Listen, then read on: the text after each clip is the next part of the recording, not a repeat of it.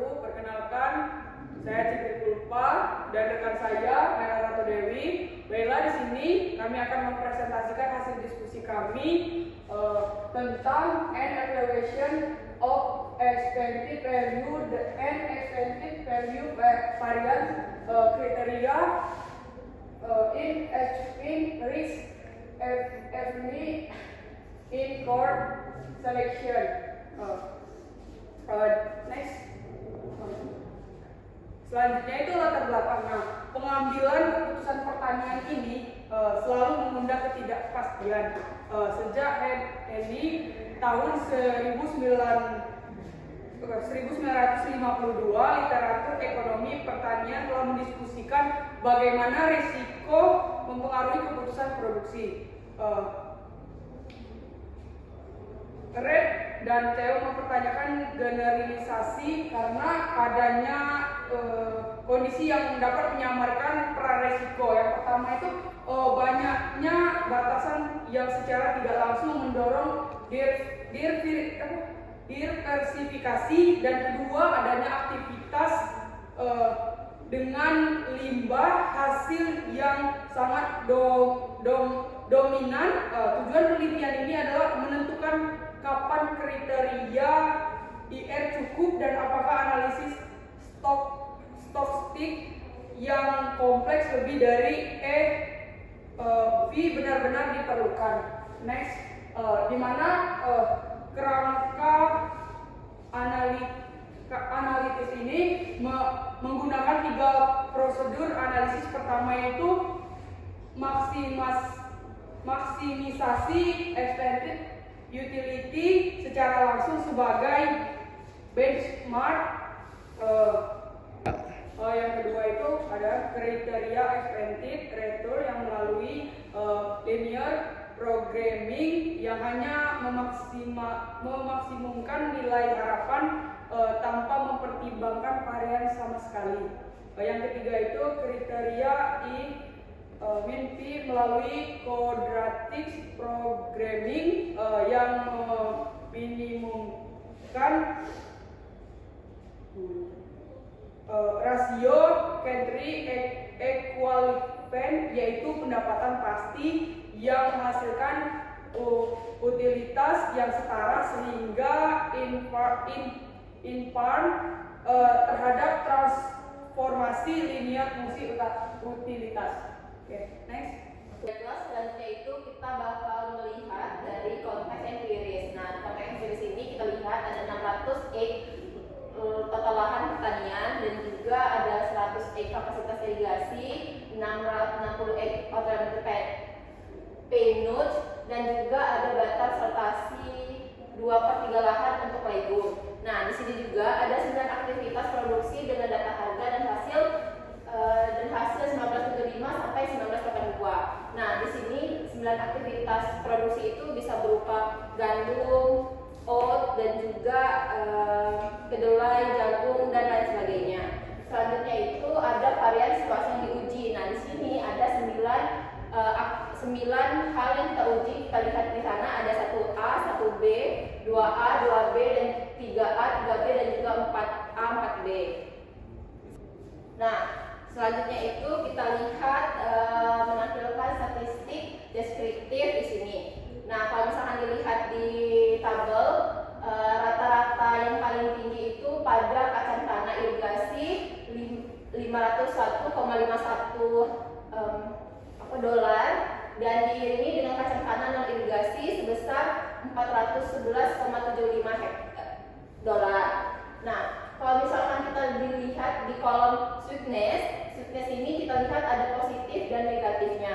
Nah, kalau misalkan di kurtosis ini kita lihat bahwasannya angka ini menunjukkan bahwa tidak relevan, dan inilah membuat peneliti-peneliti sebelumnya itu menganggap bahwasanya dari EV ini tidak bisa diikuti untuk melihat resiko. Selanjutnya itu kita langsung ke hasil dari IR. Nah, kalau misalkan kita lihat dari IR ini pada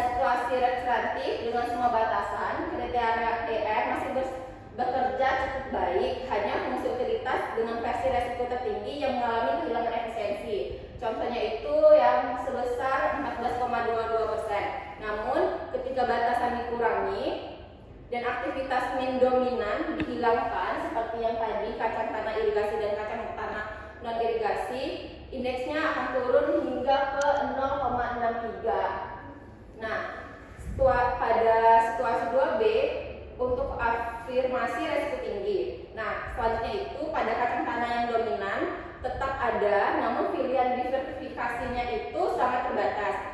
Kriteria ER kembali mencapai efisiensi penuh.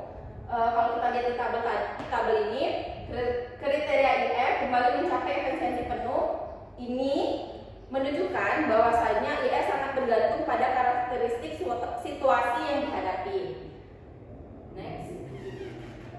Nah, kalau berdasarkan dari hasil indeks efisiensi kriteria expected value variance yang digabungkan, kita lihat di sini bahwasannya indeksnya itu merupakan baik karena hasilnya itu menunjukkan 0,9 sampai ke 1, sehingga ini bisa diterima pada penelitian ini.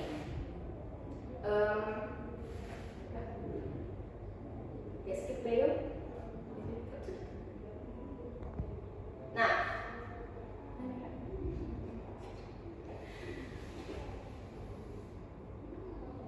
Nah, ini berarti bahwasanya EV mampu menangkap hampir seluruh utilitas yang dapat dicapai oleh maksimum expected utility secara langsung. Hal ini secara empiris menyangka klaim bahwa metode yang lebih kompleks dari EV dibandingkan yang lainnya, yang bisa dianalisis pada pemilihan tanaman yang digunakan, yang tadi analisis 1AB, 2AB, 3AB, dan juga 4AB.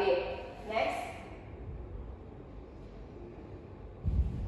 Dan yang terakhir itu kita lihat dari perbandingan ER dan juga EV. Jika kita bandingkan kriteria secara langsung, kriteria IR bekerja dengan baik hanya dalam kondisi tertentu.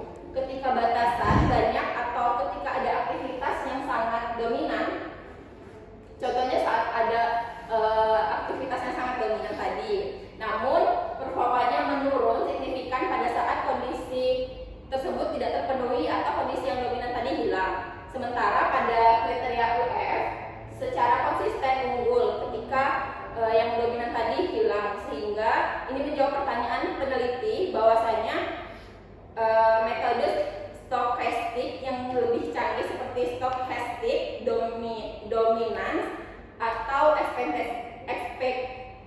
ekspektasi utilitas eksponensial cukup EV untuk menganalisis pemilihan tanaman secara empiris. Selanjutnya itu kesimpulannya.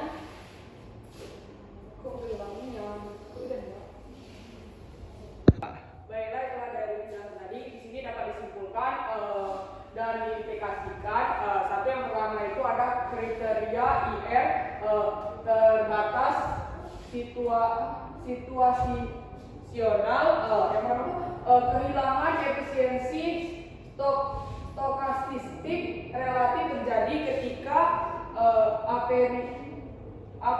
apresi resiko tinggi, batasan sedikit, dan aktivitas mean dominan relatif sedikit. Kesimpulan bahwa resiko bisnis tidak penting bersifat spesifik terhadap pengambilan keputusan, dan situasi tidak dapat digeneralisasi. Yang kedua itu ada kriteria EV unggul dan dapat digeneralisasi. Kriteria EV mencapai efisiensi risiko relatif yang sangat tinggi, lebih dari 99,997% di semua situasi.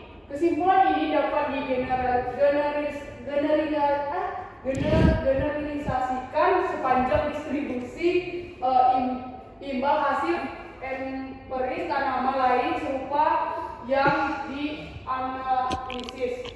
Yang ketiga itu kriteria lebih kompleks tidak diperlukan. Studi sebelumnya yang mempermasalahkan ini menggunakan data saintis distribusi dan mengakibatkan diversifikasi data empiris yang nyata dan portofolio lengkap itu sudah sangat memadai. Yang keempat itu rekomendasi praktis bagi peneliti dan penyuluhan pertanian. Kriteria IP merupakan model yang eksklusif untuk analisis empiris pemilihan tanaman tanpa simplifikasi dan kompleksitas yang berlebihan. Sekian itulah presentasi dari kami. Kami akhiri. Wassalamualaikum warahmatullahi wabarakatuh.